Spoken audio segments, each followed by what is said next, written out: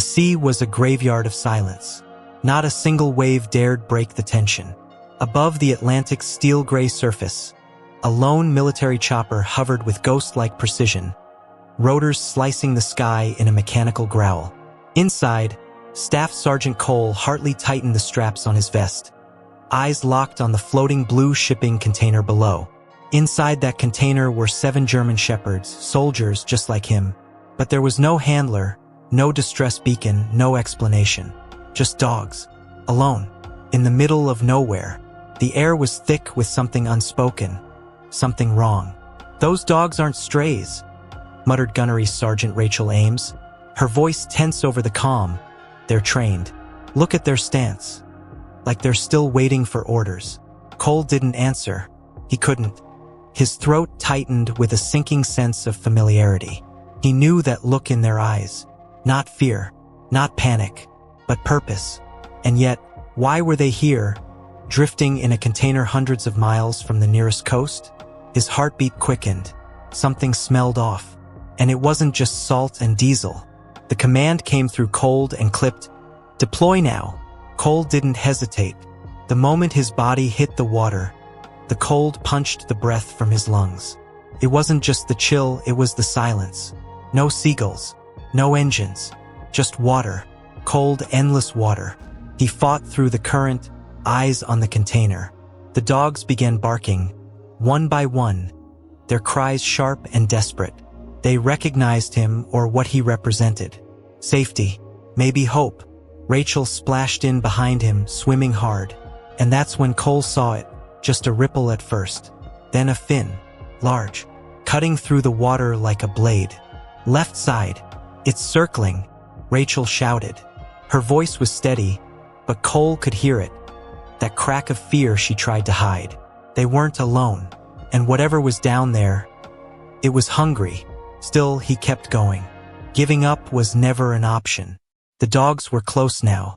One in particular, larger, scarred, with eyes like old war, leaned over the edge, growling low.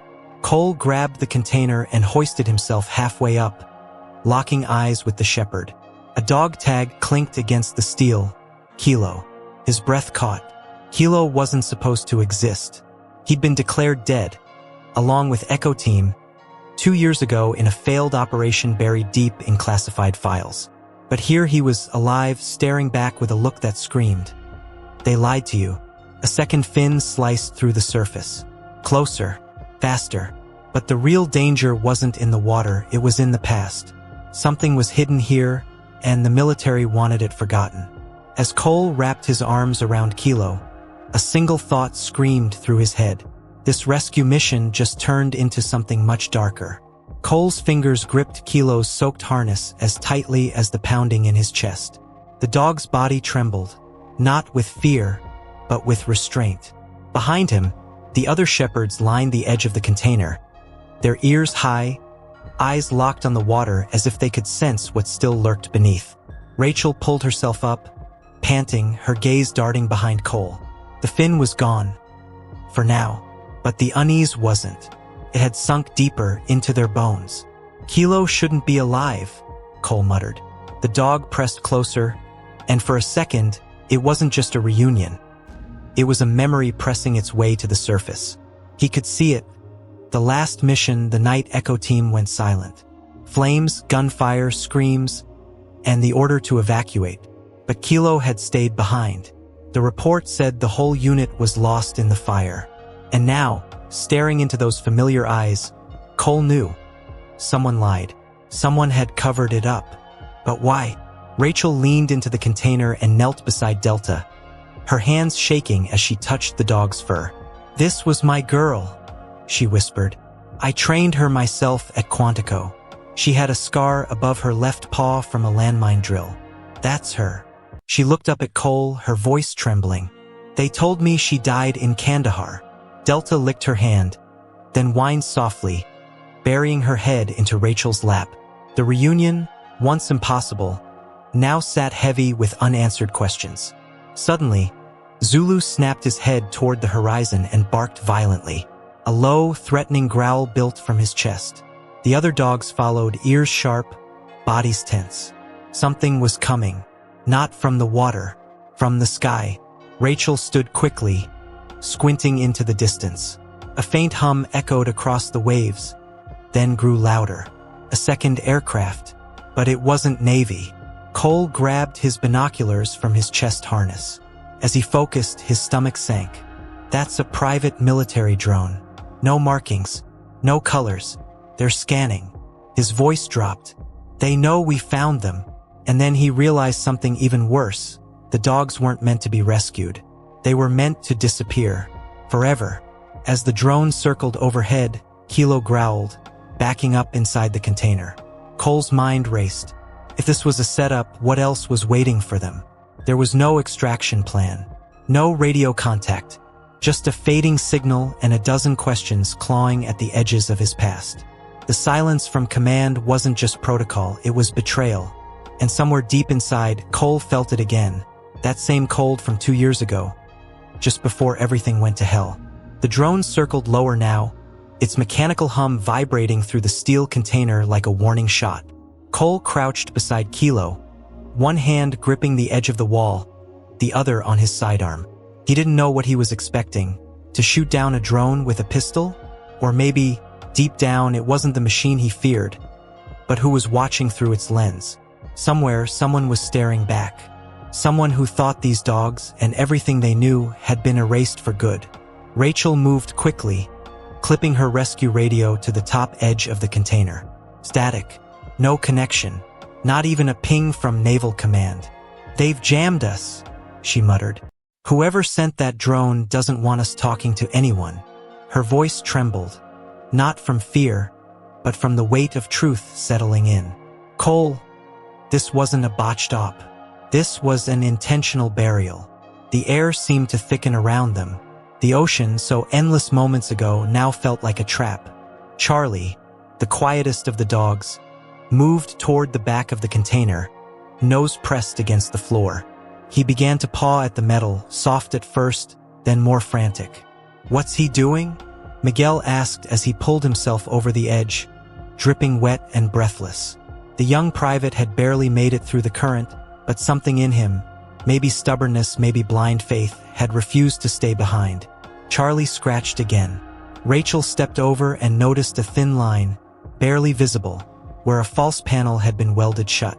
With her combat knife, Rachel pried the corner. The metal gave with a sharp groan. Inside was a sealed compartment containing a waterproof case. Cole opened it slowly. Documents, photos, a flash drive. He stared at a picture at the very top, his own face.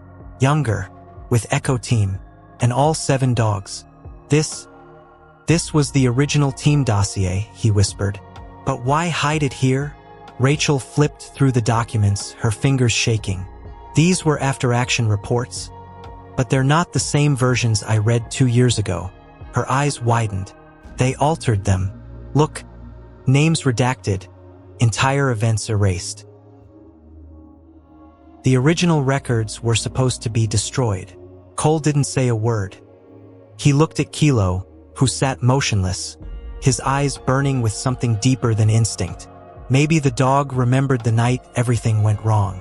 Maybe he'd seen something, someone that was never meant to be known. The drone's sound faded. It was gone, for now.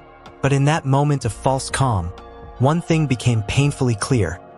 This wasn't just about saving dogs anymore. It was about surviving the truth. The wind had picked up. Sharp gusts sliced across the open ocean, slamming into the container like unseen hands trying to push it under. Cole clutched the wet file folder as if it were his last lifeline. The documents inside weren't just reports, they were evidence. Names, coordinates, secret briefings that had never been meant to survive the mission. And now that they had, someone would make sure they didn't float for long. Rachel zipped the flash drive into a side pocket of her vest. "We need extraction. Fast," she said, scanning the horizon. "But if we call for help using the military channel, command could be compromised." Her voice cracked slightly.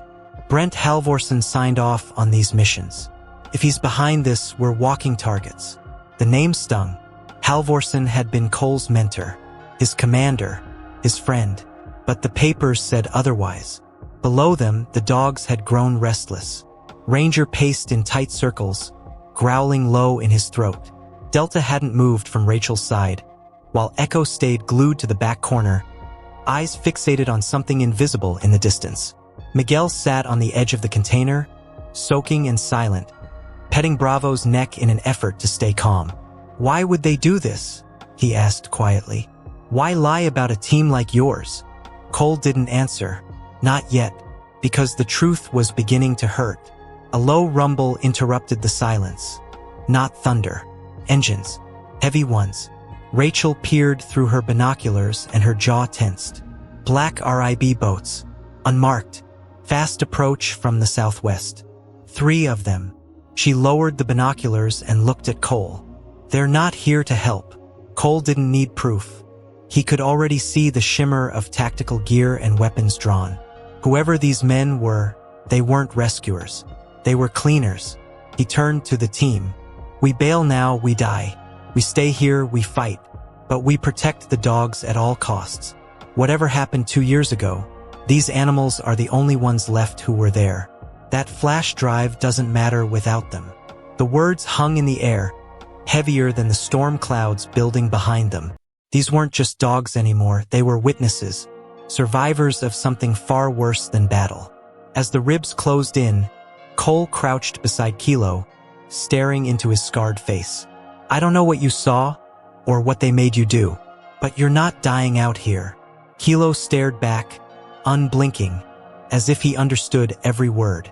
Behind them, the first bullet hit the water, then another. The silence was officially over. The first shot whistled past Cole's head and slammed into the side of the container, spraying shards of metal inches from Kilo's face. The dogs ducked instinctively, barking furiously, their instincts kicking in like they were back on a war-zone battlefield. Cole rolled to the edge and fired 2 return shots, not to hit, just to warn. Whoever was on those ribs wasn't interested in talking. They were coming to finish what someone else had started 2 years ago. Rachel dragged Miguel behind a stack of empty food crates inside the container. He was trembling, bleeding from a shallow cut on his arm. "This is real," he whispered, voice cracking. "This isn't training. This is murder." Rachel didn't look at him. She was focused on Delta, who had pressed herself against her legs. "We hold them off," she muttered, "long enough to make the truth matter." Then she reached into her vest and pulled out a signal flare. Cole lit it and fired high into the sky. A blazing red streak cut across the clouds. "If anyone's out there," he said through clenched teeth, "they'll see that." But he didn't believe it. Not really. These waters had been chosen for a reason, isolated, invisible. A place where men, dogs, and secrets could all disappear without questions. As the flare fizzled, a wave of gunfire cracked the air. One bullet struck close to Ranger's paw. The dog yelped and fell. "Ranger!" Miguel shouted, crawling toward him as Rachel pulled him back. "He's hit." Cole didn't move, his eyes locked on the lead RIB. A figure was standing now. Black mask, tactical gear. But when the man removed his mask, it wasn't just a stranger. It was Captain Trent Wallace, Cole's old second-in-command, presumed dead in the same op as Echo Team. For a moment, everything around Cole faded. The ocean, the shots, even the pain in his chest. Wallace had been there. On the night they burned the outpost. The night the dogs vanished. And now here he was, alive, aiming a rifle straight at Cole. "Stand down, Hartley." Wallace's voice boomed through a loudspeaker. "This isn't your fight anymore. Walk away, and we both live." Cole stood up slowly, his weapon still lowered. Kilo moved beside him, hackles raised. "You were one of us," Cole said quietly, barely audible over the wind. "You left them. You left us. Why?" Wallace didn't answer, but the answer was already in Cole's hands. And as the second bullet hit the side of the container, Cole knew. This time he wasn't walking away. Wallace's voice faded into the crash of waves and the bark of dogs preparing for a fight. Cole's heart pounded in his ears as he stared down the man. Tinha enterrado sua equipe agora voltava dos mortos como fantasma armado. "You're not supposed to be alive," Cole said, raising his voice, forcing it past the tremor in his throat. We buried empty coffins with your name on them.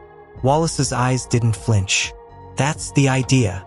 Rachel's fingers moved quickly, pressing gauze into Ranger's bleeding paw as she whispered reassurances. The young dog whimpered softly, but didn't pull away. He's going to lose too much blood if we don't get him out of here, she said. Miguel nodded silently, clutching Bravo's harness like it was the only solid thing left in the world. We're not getting out of here, are we? He muttered. Rachel didn't answer. Why? Cole shouted, stepping onto the edge of the container, ignoring the spray of bullets hitting water around him. Why them? Why us? Wallace lifted the rifle again, but his voice cracked. Because they saw it. The dogs. They were part of the op that was never supposed to happen. A black site. Unauthorized detentions. A civilian compound. You weren't supposed to get that far, Cole. His hands tightened. But you did. And the dogs remembered. The dogs had been trained to detect explosives, weapons, hidden people. But they'd also been trained to recognize faces, voices, behaviors. What they saw that night, what they were forced to witness, couldn't be erased. That's why they weren't just abandoned, they were silenced. Or so Wallace thought. Kilo stepped forward now, standing between Cole and the boat, growling low and steady. His scar caught the light like a badge. His eyes didn't blink. You killed them because they were loyal, Cole said, his voice lowering to a growl of its own. Because they wouldn't forget. Wallace hesitated, and in that pause, something inside him cracked. It wasn't supposed to go that far, he muttered. It was supposed to be clean, controlled. Cole's expression hardened. You trained us to never leave a man behind. You left 7.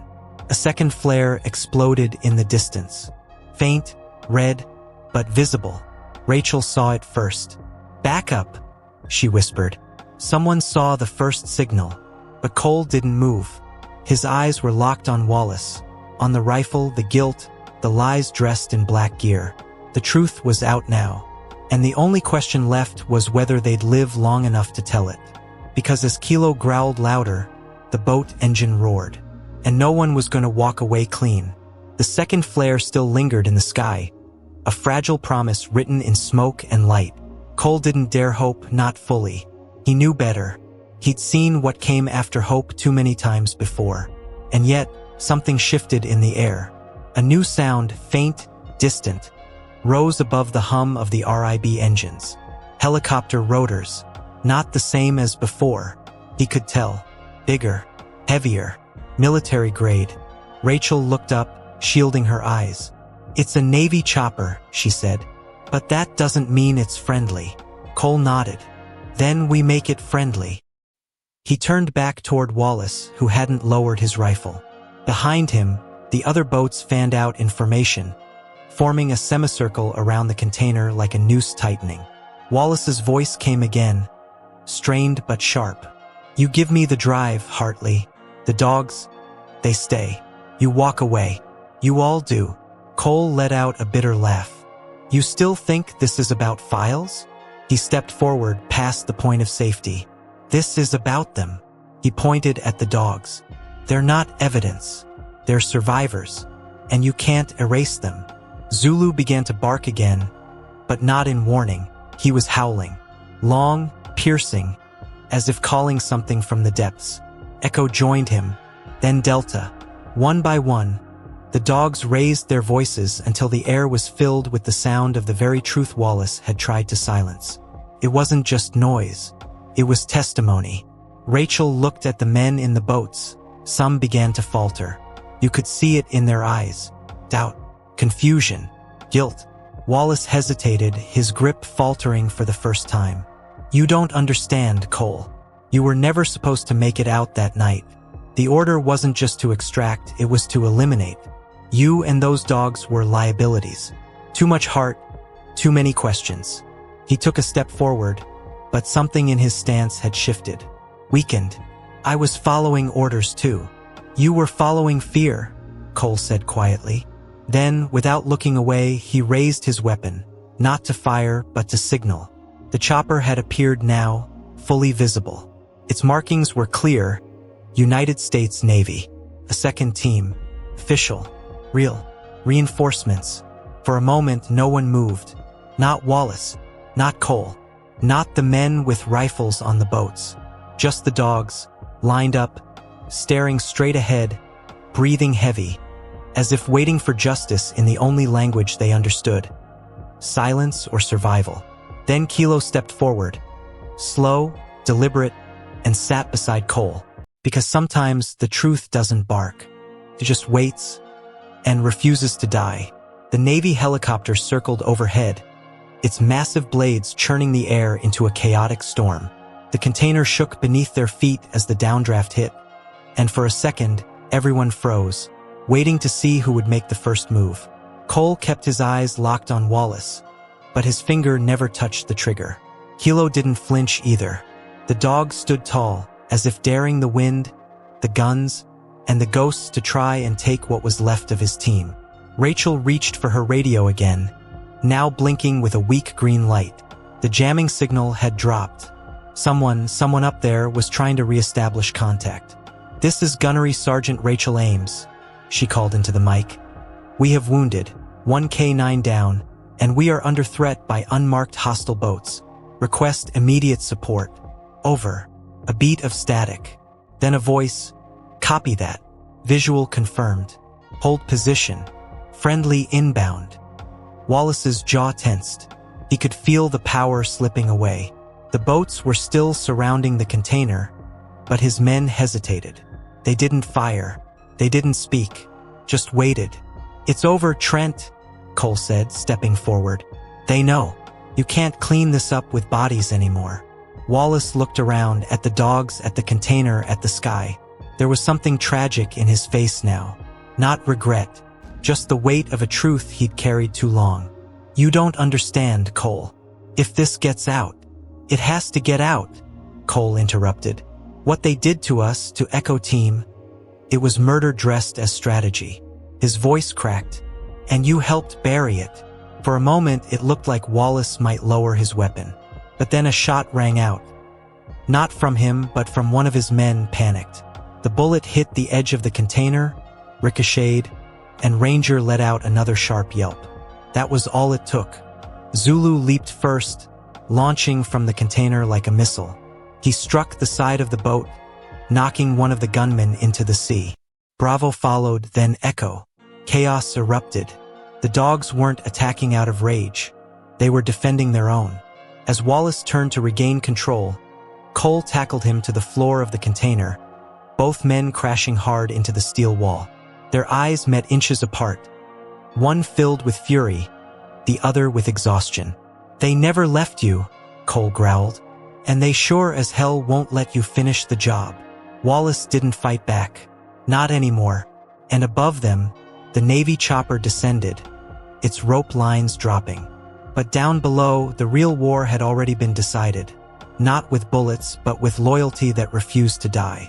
The helicopter's skids touched down on the deck of a nearby Navy vessel just as the last echoes of gunfire faded into the sea. The ocean, violent and chaotic moments earlier, now seemed unnaturally calm, like it too was catching its breath. Cole remained kneeling beside Kilo, blood on his hands, eyes hollow from everything they just survived. Around him, the Echo Team dogs were scattered across the deck, exhausted, wounded, but alive. Rachel climbed out of the helicopter with Miguel close behind, both of them carrying Ranger on a makeshift stretcher. The young shepherd was weak, breathing shallowly, but his tail gave a small wag as he saw his brothers and sisters safe. "He's going to make it," Rachel said, her voice trembling. "Barely, but he's a fighter." Miguel nodded, his face pale and streaked with tears. He wasn't hurt, not physically, but he had seen something that couldn't be unseen. Across the deck, Wallace was escorted in cuffs by 2 Navy officers. He didn't struggle, didn't speak, just kept his eyes on the ground as if the weight of the truth had finally crushed whatever was left of the soldier he used to be. Cole watched him pass, not with hatred, but with a kind of solemn finality. The man who tried to erase them would now answer for it. Captain Lyle Monroe, the commanding officer of the rescue unit, approached Cole and Rachel. He held the recovered flash drive in one hand.